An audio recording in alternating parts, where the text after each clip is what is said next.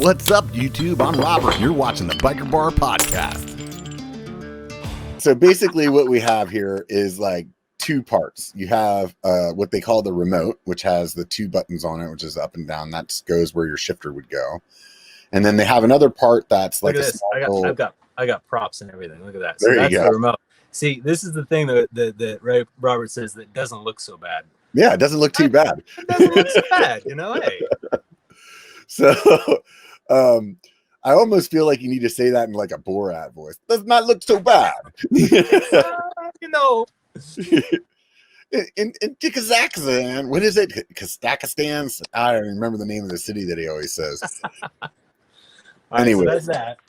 So then there's also another little small, like for those of you guys that are listening on podcasts, it's like a small rectangular box. It's probably about 5-6 inches long, and that goes on your rear swing arm right by your derailleur. Yeah. So basically, you have these two pieces. They're connecting via Bluetooth to shift up and down. And so the plus side to this compared to like something like SRAM AXS, which is I think you have to have like XO1 for SRAM AXS, if I remember correctly. I think you can mix DX in there too. I think that's kind of their shtick, is that they can like mix and match. It's just got to be Eagle.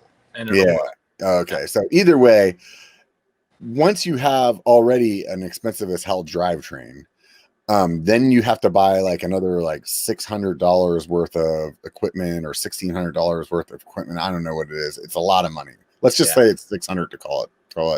The rear derailleur retails for $1,000. Or last time I checked, it was $1,000 for the rear derailleur alone. Okay, so $1,000 for rear derailleur, and then whatever. So for some reason, I have $1,600 in my head.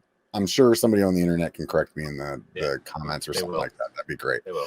So, anyways, it's a lot of money on top of the already, $400 cassette and the derailleur that you got to buy already and everything else. So what they have is this system can hook up to any derailleur. I mean, I'm saying that any modern derailleur you can hook up to, and it just pulls the cable for it.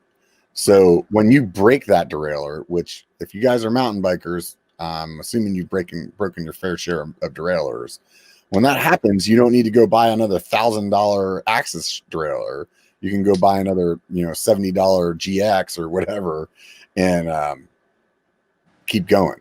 So that's exactly like the big idea, is that keep your mech dumb, right? Like, it doesn't need to be a brainy mech. Like, let the mech just be a stupid thing, and if it gets bent, then you can use the app to then tune it back to shifting all the gears. So even if, like, for a while I had a terribly bent hanger, I didn't even really realize that was the problem, because I would always just tune it with the app, and I would hit that makes sense. all the gears, and then it was only after the fact that I looked, I'm like, oh shit, that's totally off.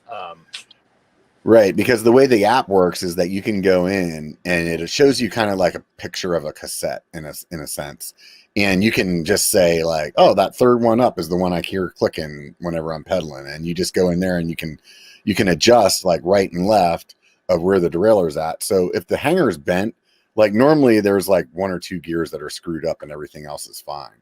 So what he's saying is you go in this app and you just adjust it a little bit and you're like, oh yeah, whatever. I'll just keep going until I bang it off another rock. If you like that, make sure you check out the full episode. And hey, do me a favor, before you take off, hit the like and subscribe.